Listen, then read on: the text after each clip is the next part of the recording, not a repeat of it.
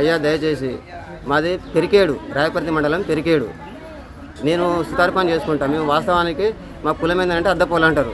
మేము మంగళవాళ్ళని అడుకునే వాళ్ళం, చాలా పేదవాళ్ళం. ఇల్లు లేదు, జాగ లేదు, భూమి లేదు, ఏది లేదు. రెక్కాడితే కానీ డొక్కాడని పరిస్థితి. నేను 10 సంవత్సరాల కాడ నుంచి రాయపర్తికి బతుకొచ్చిన, అక్కడ సౌకర్యం లేదని.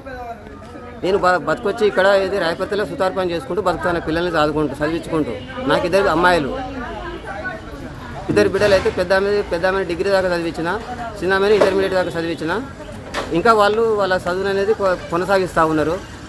సరే అని చెప్పి మధ్యలో ఏం జరిగిందో, జక్కుల నరేష్ అనే అబ్బాయి గొల్లోల పిల్లవాడు అమ్మాయిని ప్రేమించి పెళ్లి చేసుకుంటా అన్నాడు.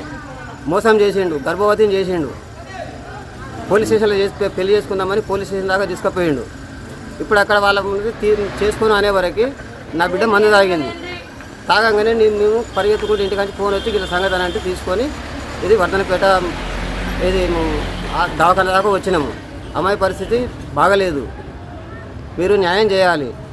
అమ్మాయి సావు అయినా బతుకని ఇప్పుడు గర్భవతి, 9 నెలల గర్భవతి. 4వ తారీఖు, ఇప్పుడు వచ్చే 4వ తారీఖు 9 నెలలు. పీకల మీదకి వచ్చిన తర్వాత ఇప్పుడు చేసుకున్నాను అంటాడు అమ్మాయిని. ఏం చేయాలో అర్థమైతే లేదు.